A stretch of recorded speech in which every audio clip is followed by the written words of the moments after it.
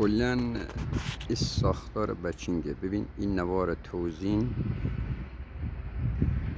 این نوار انتقال، این هم کلا خود دستگاه بچینگ،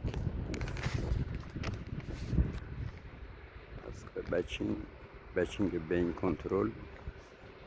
این هم تا سیلوی سیمان داره، این هم قیف بارگیریشه. بریم بالا از پله داخل کابینو بهتون نشون بدم.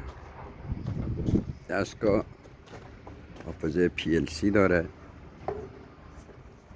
بزن خدمتتون.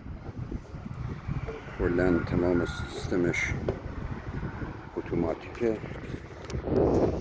من در اتاق باز کنم.